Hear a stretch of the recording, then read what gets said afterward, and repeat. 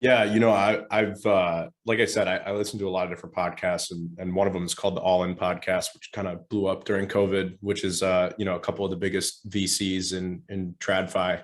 And one thing that they were talking about is they were telling a lot of founders to create a long runway. So they said, at the height of this bull market in really all assets over the last 2 years, basically take a lot of funds and build out this runway for yourself. So, I really, took that to heart and worked really hard on taking a lot of profits in this last bull run.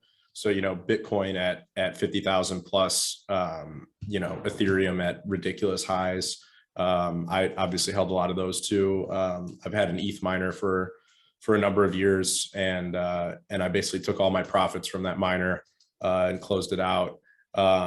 And a lot of opportunity to basically stock away funds in the last bull market. I learned my lesson, like you were saying, in the last bear market, where I think I held the vast majority of my wealth in crypto. So, whether it was Bitcoin or Steam at the time, a lot of my wealth was basically just sitting there. And it hurt when the bear market came. So I felt that hurt, and I knew that I didn't want to feel it again. So this new market environment that we entered is where you have stable coins, and you have DeFi, and you have Thorchain, where you can pool native assets, and you have all these different places where you can basically store crypto and earn, especially in the form of stable coins. And that stuff really really hit home to me, that in the bull market, if you could take profits and stock away a bunch of money in those places, you can create almost an infinite runway. Because if you stock away enough to the point where a 10 to 15% APR on stable coins could basically fund your entire development future, you have an infinite runway. So I really took that to heart. I started building that out. So I would say that what keeps me sane in this bear market that we've now entered, where it's definitely not as painful as the last one so far, but it could easily become just as painful. I don't know that we're at the bottom, and I think a lot of people agree on that. But we very well could be, or we very well could not be.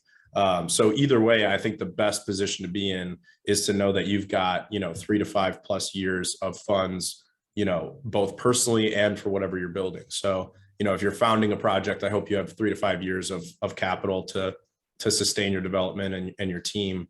And if you're just an investor and you just own crypto, I hope that your lifestyle is not just funded by your crypto portfolio, and you've got 3 to 5 years of money in the bank or money in stable coins. I think if you don't have those things, your ability to make good decisions really gets affected and impacted, which is why you see a lot of people buy the top and then sell the bottom. And just keeping that runway for yourself is something that I can't stress enough. Yeah, Khal just said you gotta have liquidity is life. It's your lifeblood.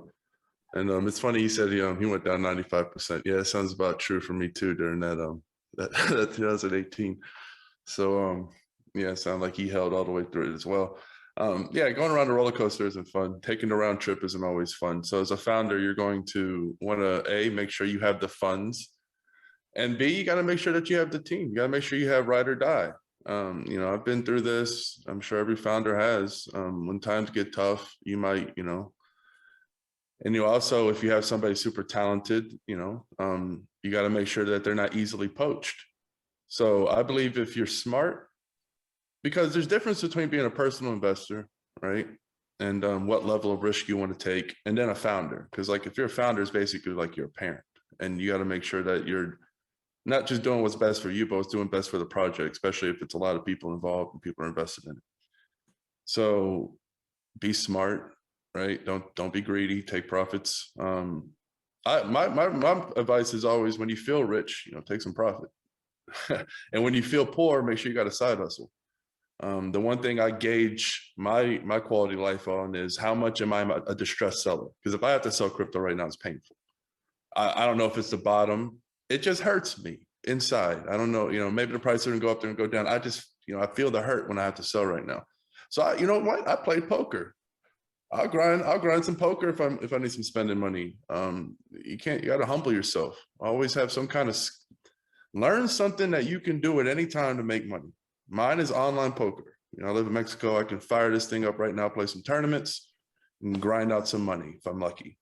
If I play it enough, the luck goes away and it becomes, more of a guarantee. So find you a side hustle, and a ride or die team, and stack away some money. So that's the word of advice for founders. I mean, yeah, I guess to me, I feel like the best things to do if you want to start something is to just do something that you yourself are personally just like so passionate about. I mean, Dan talked about passion earlier. I mean, that to me is everything. I feel like, I was kind of this way in the past, and I've seen a lot of other people this way that like want to start a business just because they want to start a business and get rich or whatever it is. And like, it is just never going to work if you're just sort of going out trying to find some random thing that just you think might just be a good business. When it works is when there's just something that's like, it's just your thing. And it's all you can think about, and it's just what you want out of life is to make this thing happen.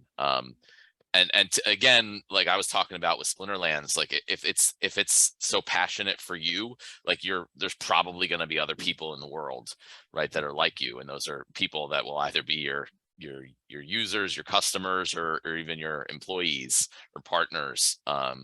So that's the main thing that I think is between the success and the failure, is just how like personally passionate you really are about what you're doing.